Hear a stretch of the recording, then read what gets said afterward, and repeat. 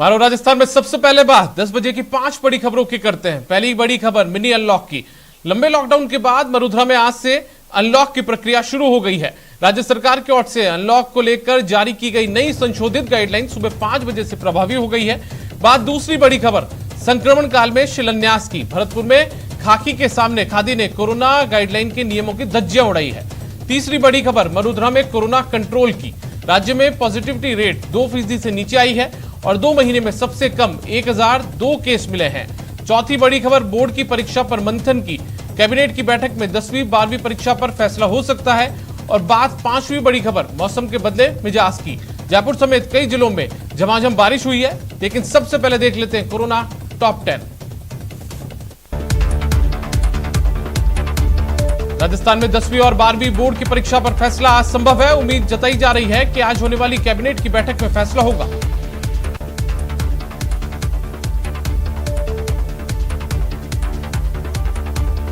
राज्य सरकार की आज कैबिनेट मीटिंग होगी जिसमें परीक्षा समेत आज कई मुद्दों पर बात होगी। सीबीएसई के बाद रद्द हो सकती है यूपी बोर्ड की 12वीं की परीक्षाएं। डिप्टी सीएम दिनेश शर्मा ने दिए इस बात के संकेत। केंद्र सरकार ने छात्रों को लेकर फैसला लेते हुए सीबीएसई 12वीं बोर्ड परीक्षा रद्द कर दी है। पीएम की बैठक में सीबीएसई के चेयरमैन के साथ रक्षा मंत्री राजनाथ सिंह और प्रकाश जावड़ेकर भी मौजूद रहे।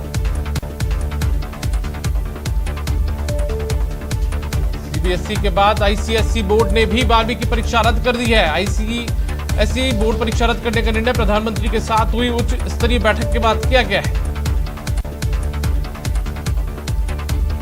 वडोदरा में कोरोना की बेकाबू रफ्तार थम गई है। प्रदेश में बीते 24 घंटे में 1002 केस आए हैं और 65 लोगों की मौत हुई है, जबकि इस दौरान 6114 लोग रिकवर हुए हैं। प्रदेश में 38,000 से कम एक्टिव केस रह गए हैं।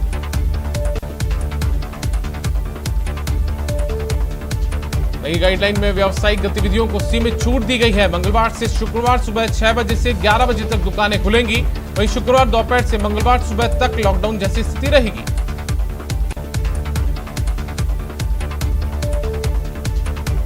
चित्तौड़गढ़ में संक्रमण की रोकथाम के साथ साथ टीकाकरण अभियान पर विशेष जोर दिया जा रहा है। इस्लामिया कमेटी की ओर से विशेष टीकाकरण शिविर आयोजित किया गया।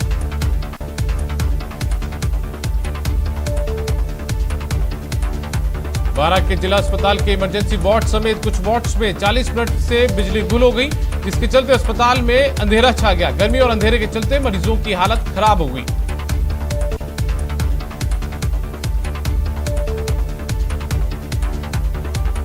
अगले साल उत्तर प्रदेश और पंजाब समेत 5 राज्यों में समय पर ही चुनाव कराए जाएंगे। ये बात मुख्य चुनाव आयुक्त सुशील चंद्रा ने समाचार एजेंसी पीटीआई से कही है।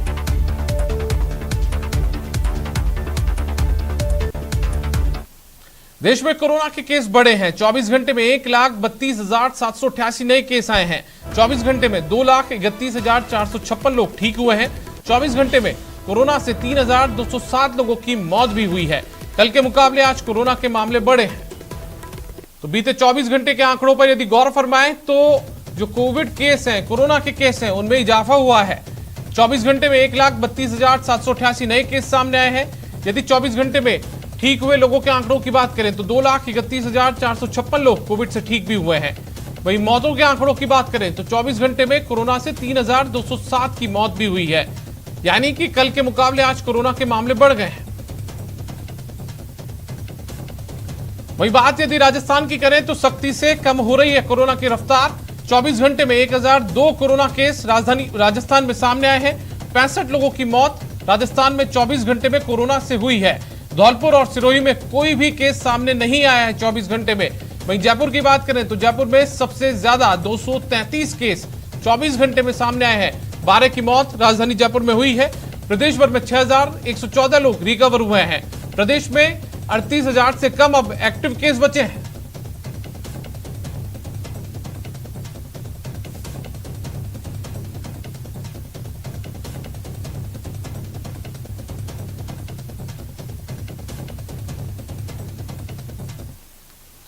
राज्य में सुबह 6 बजे से अगले आदेशों तक शर्तों के साथ अनलॉक शुरू हो गया है। गृह विभाग की गाइडलाइन पूरे प्रदेश में प्रभावी होने के साथ ही कुछ पाबंदियों में प्रदेशवासियों को ढील मिली है।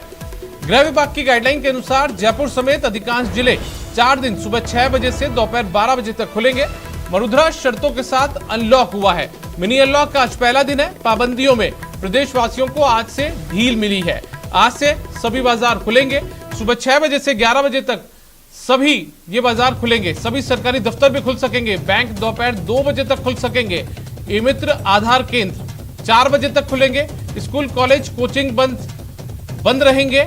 इसके अलावा सिटी बसें जो हैं वो भी संचालित नहीं होगी। निजी वाहन दोपहर 12 बजे तक अपने वाहनों में पेट्रोल और डीजल भरवा सकेंगे।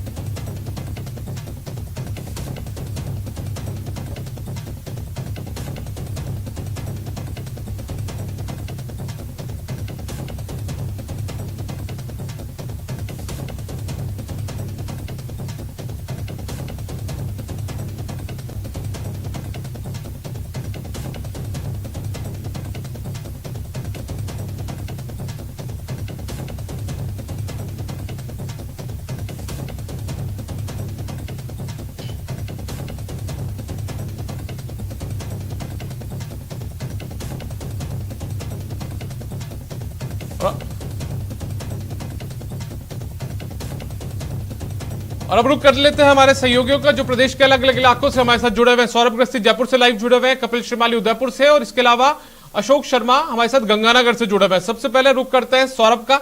सौरभ, आज मिनी अनलॉक का पहला दिन है, क्या कुछ स्थितियां राजधानी जयपुर में देखने को मिल रही है?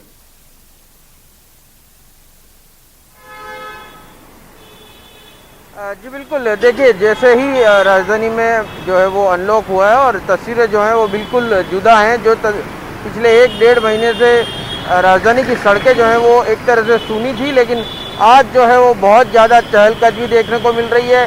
शहर के कई हिस्सों में जो प्रमुख मार्गों पर जो है वो एक तरह से जाम की स्थिति भी हो रही है। और मैं आपको तस्वीरों के माध्यम से मैं इस वक्त सोडाला क्षेत्र में हूँ दीपक, और यहाँ की तस्वीर आप देख पाएंगे किस प्रकार की जो है वो भारी वाहनों की जो है वो आवाजाही इस वक्त हो रही है। लोग जो है वो काफ़ी दिनों से घरों में एक तरह से कैद थे, और आज जब मौका मिला है तो तमाम जो लोग हैं वो अपने ज़रूरी कामकाज संभवतः या फिर इतने दिनों से लॉकडाउन में बंद थे, इस लिहाज से घरों से बाहर निकले हैं और अपने अपने गंतव्य स्थल पर पहुंच रहे हैं। लेकिन ये जो भीड़ है यही इसी को ही कंट्रोल करना बहुत आवश्यक है, और इसे कंट्रोल करके ही प्रदेश में कोरोना जो है वो कंट्रोल हुआ है।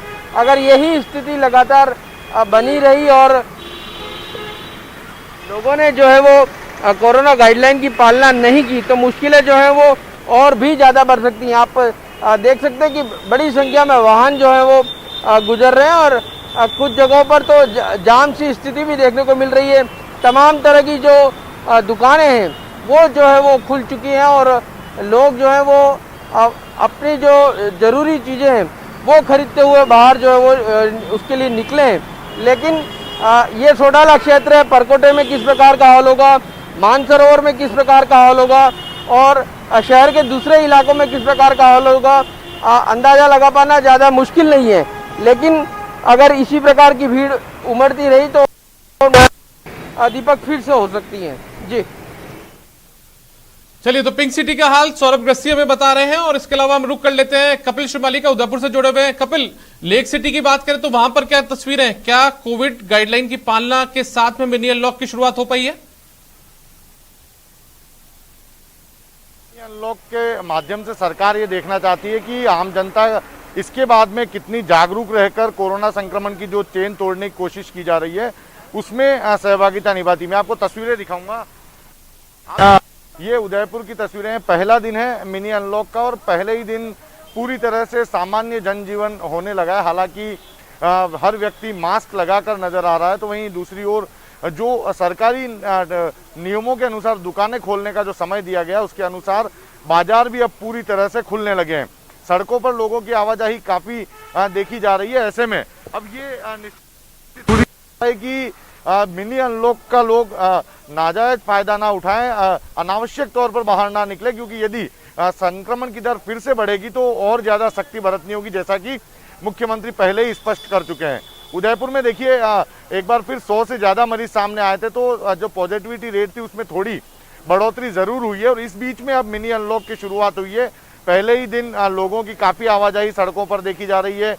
मार्केट पूरा खुल चुका है। हालांकि अधिकांश जगह अभी तक कोविड प्रोटोकॉल की पालना होती नजर आ रही है, लेकिन ये जो जागरूकता लोगों में ये बनी रहनी चाहिए और ये मिनी अनलॉक यदि सफल होगा तभी आगे जाकर आम जनता को और ज्यादा छूट मिल सकेगी।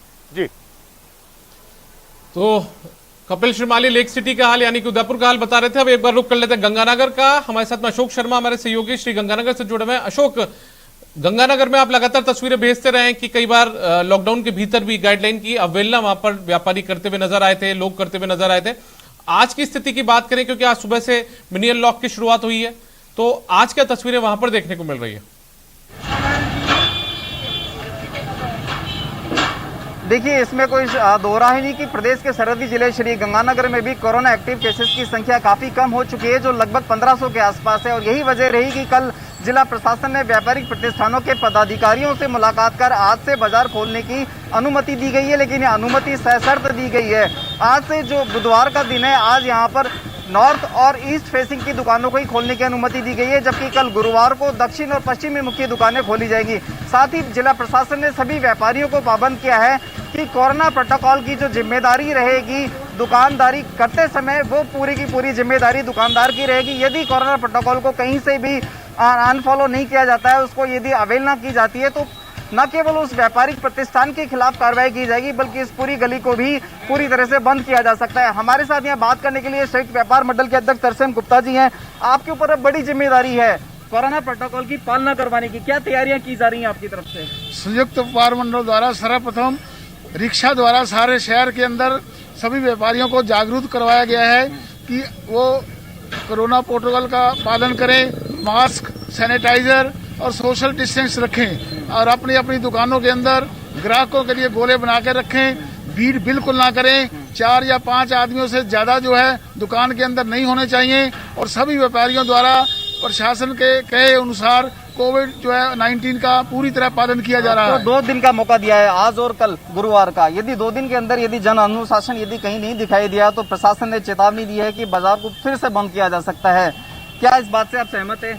प्रशासन ने ऐसी कोई हमें चेतावनी नहीं दी, बल्कि प्रशासन से हमारी ये बात हुई है कि अगर सोमवार और मंगलवार को बाजार के अंदर ज्यादा भीड़ ना हुई और स्थिति अनुकूल हुई तो शुक्रवार को पूरा बाजार खोल दिया जाएगा। बिल्कुल। देखिए दीपक जी, यदि मैं आपको अभी की लाइव तस्वीरें दिखाऊं तो आज यहाँ पर पूर्व मुखी और उत्तर मुखी दुकानों को खोला गया है। ये जो आप सामने देख रहे हैं, ये पूर्व मुखी दुकानें हैं जो पूरी तरह से खुल चुकी है, लेकिन इसके जस्ट अपोजिट जो दुकानें हैं वो पश्चिम मुखी है, जिन्हें आज खोलने की अनुमति नहीं दी गई है। ये दुकानें कल खुलेंगी। इसके अलावा यदि हम आपको इधर का नजारा दिखाएं तो ये हैं दक्षिण मुखी दुकानें जो पूरी तरह से बंद है, लेकिन उत्तर मुखी दुकानें हैं जो खुली हुई हैं। लेकिन भीड़ की बात करें तो आज निश्चित तौर पर, जो कि इतने दिनों बाद बाजार खुला है, तो बाजार खुलने के बाद में जो ग्राहकों की आवाज आई है वो हमें देखने को मिल रही है।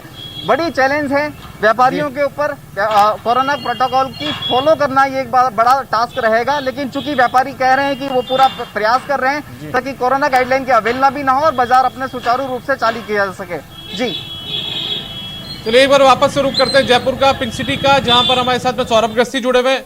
सौरभ, आप जिस इलाके में मौजूद हैं, सोडाला इलाके में, वहां पर काफी किराने की दुकानें भी है, दूसरे कई मार्केट भी वहां पर है, तो वहां पर लोग क्या गाइडलाइन की पालना करते हुए नजर आ रहे हैं? कुछ व्यापारी भी आगे पहल करते हुए नजर आ रहे हैं? और दूसरी बात, क्या लोग जो है वो संतुष्ट हो गए हैं या फिर लोगों ने कहीं जो एक तरीके से लापरवाही क्या वापस से शुरू कर दिए केस कम होने के बाद में?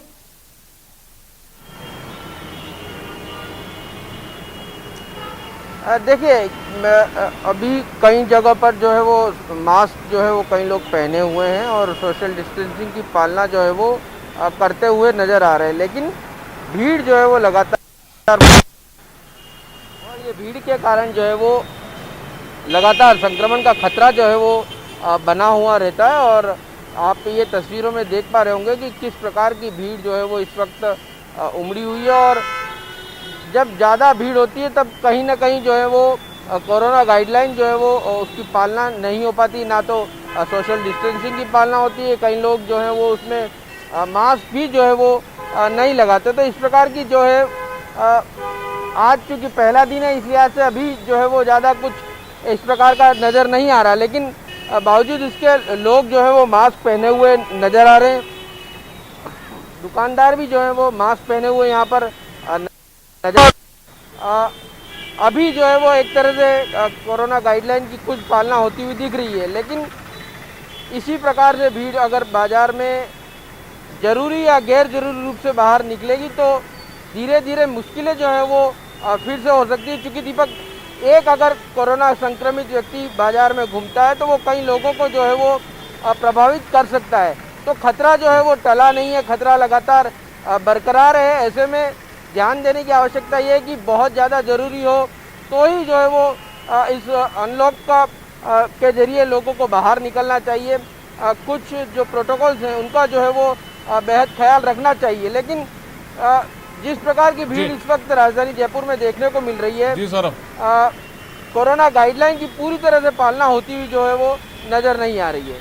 जी चलिए, तो कोविड गाइडलाइन की पूरी तरह से पालना राजधानी जयपुर में पिंक सिटी में होती हुई नजर नहीं आ रही है। एक बार रुक कर लेते हैं सतवीर सिंह का, जो कि बीकानेर से हमारे साथ जुड़ गए हैं। सतवीर, बीकानेर की बात करें तो बीकानेर में क्या सूरत हाल है मिनी अनलॉक के पहले दिन का? जी बिल्कुल, अगर बीकानेर की बात कर लें तो लगातार जो जिला कलेक्टर हैं नमित मेहता और जो एसपी हैं प्रीति चंद्रा, उन्होंने मीटिंग भी ली थी और खासतौर पे जो जॉइंट एनफोर्समेंट टीमें हैं उनको गठित भी कर दिया गया और उनको साफ तौर पे कहा गया है कि वो पूरी तरीके से कोरोना गाइडलाइन की पालना कराए। फिलहाल आपको बता दें कि बीकानेर के अंदर जो मुख्य जो बाजार है उन व्यापारियों ने अपने बाजार स्वतः ही बंद करने का जो फैसला है वो लिया है। कल पुलिस अधिकारियों के साथ में उनकी जो मीटिंग है वो भी हुई थी और ऐसे में बता दूं आपको कि खजांची मार्केट, जैन मार्केट और कोर्ट गेट, कय्यम रोड और इसके साथ ही स्टेशन के आसपास जो मुख्य जो बाजार है उसको पूरी तरीके से अभी जो बंद है वो रखा गया है। व्यापारियों ने सहमति बनाकर यहाँ पर जो दुकानें हैं वो अपनी बंद रखी गई है और इसके साथ ही गाइडलाइन की पालना करने के लिए व्यापारियों ने पूरी तरीके से पुलिस अधिकारियों को आश्वासन भी दिलाया है।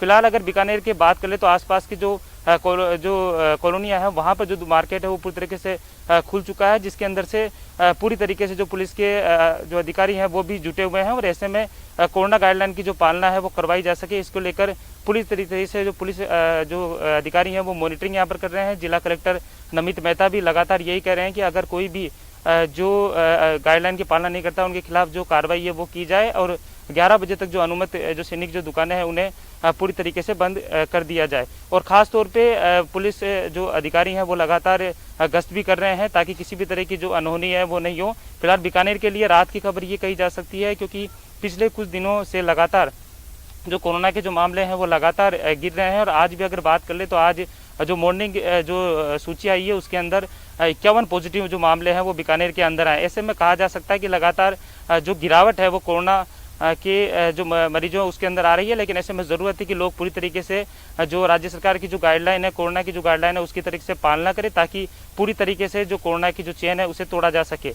खासतौर पे बीकानेर में जो मुख्य बाजार जो है वो कोर्ट गेट और कय्यम रोड के पर होता है, लेकिन यहाँ पर अत्यधिक जो भीड़ है वो हमेशा देखने को मिलती है और इस भीड़ के कारण अफरा तफरी न मचे, इसके कारण से ही जो वहाँ के जो व्यापारी है उन्होंने स्वतः ही अपने जो बाजार है वो बंद करने की जो घोषणा है वो यहाँ पर की है और पुलिस के जो अधिकारी वो भी लगातार समझाइश कर रहे हैं ताकि इस संकट की घड़ी को किसी भी तरीके से निपटा जा सके। चलिए एक बार रुक कर लेते हैं, फिर से श्री गंगानगर का अशोक शर्मा के पास चलते हैं। अशोक, आपने सूरत हाल बाजार का बताया था, लेकिन यदि बात करें पुलिस प्रशासन की, जिला प्रशासन की या फिर निकायों की जिनके ऊपर इस जो कोविड गाइडलाइन है उनकी पालना की जिम्मेदारी है, वो कितने सतर्क नजर आ रहे हैं इस मिनी अनलॉक में?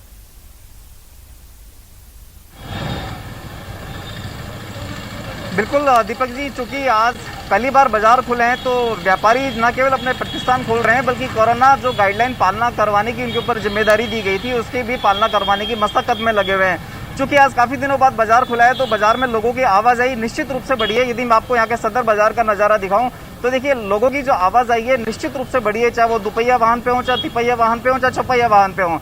लेकिन यदि आपने जो बात कही कि पुलिस और प्रशासन का है, पुलिस और प्रशासन पूरी तरह से बाजार से इस समय नदारत है, उसके ऊपर कोई जिम्मेदारी नहीं ली है। बाजार खोलने के दौरान कोरोना प्रोटोकॉल की जो जिम्मेदारी दी गई है वो पूरी तरह से व्यापारियों को दी गई है कि वो अपने व्यापारिक प्रतिष्ठानों के बाहर सोशल डिस्टेंसिंग के लिए मार्किंग करके रखें।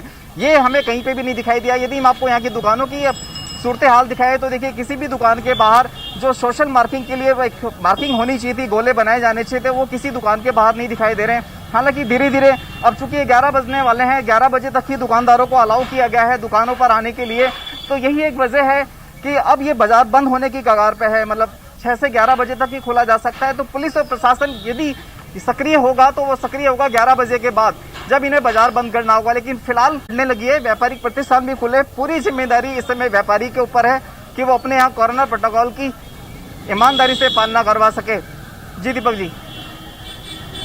चलिए अशोक, सतवीर, कपिल और सौरभ गस्ती, आप तमाम लोगों का बहुत बहुत शुक्रिया हमारे साथ जुड़ने के लिए और राजस्थान के अलग अलग जिलों की स्थिति बयां करने के लिए, बताने के लिए बहुत बहुत शुक्रिया। कोरोना वैक्सीनेशन में मरुधरा नंबर 1 पर है, ये कहना है चिकित्सा मंत्री डॉक्टर रघु शर्मा का। चिकित्सा मंत्री ने कहा कि कई जिलों में जितनी वॉयल मिली उससे ज्यादा वैक्सीनेशन किया गया है। राजस्थान में 28 मई तक हम 1,66,00,000 लोगों को वैक्सीन लगा चुके हैं। 18 से 44 आयु वर्ग के बीच के जो लोग हैं उनमें हमारा वेस्टेज 0 है और 45 साल से अधिक के लोगों का वेस्टेज हमारा 2% है। भारत सरकार ने भी 10% वेस्टेज को अनुमति किया है और राष्ट्रीय औसत 6% का है वेस्टेज का। कोविड वैक्सीनेशन में राजस्थान देश भर में नंबर 1 स्थान पे है। जो वैक्सीन वायल्स हैं वो टीकाकरण के सत्र के समाप्त होने के बाद, चाहे वो यूज्ड है, अनयूज्ड है, पार्शली यूज्ड है, भारत सरकार की जो गाइडलाइन है उसके अनुरूप संबंधित चिकित्सा संस्थान में कोल्ड चेन पॉइंट पर इनको जमा करा देते हैं और झालावाड़ में माइनस, मतलब हमने जितनी वायल्स मिली थी, हमको डोज मिली थी। और उधर राज्य सरकार पर बीजेपी का ट्वीट वॉर हुआ है। वैक्सीन बर्बादी पर अमित मालवीय ने ट्वीट किया है। बीजेपी आईटी सेल के हेड हैं और उन्होंने ये ट्वीट किया है, राजस्थान में नहीं थम रही वैक्सीन की बर्बादी, प्रशासन ने आंख मूंद ली है। ये कहना है अमित मालवीय का। वैक्सीन बर्बादी पर बीजेपी आईटी सेल के हेड अमित मालवीय ने ट्वीट कर प्रदेश सरकार पर हमला बोला है और लिखा है कि राजस्थान में वैक्सीन बर्बाद होने का सिलसिला थम नहीं रहा, प्रशासन ने आंख मूंद ली है, शायद इस पूरे प्रकरण में संलिप्त भी है। उद्देश्य साफ है, वैक्सीन की कमी को लेकर अफरा तफरी मची रहे, लोग मरते हैं तो मरे, लेकिन राजनीति होती रहनी चाहिए। क्या यही है कांग्रेस का राजस्थान मॉडल?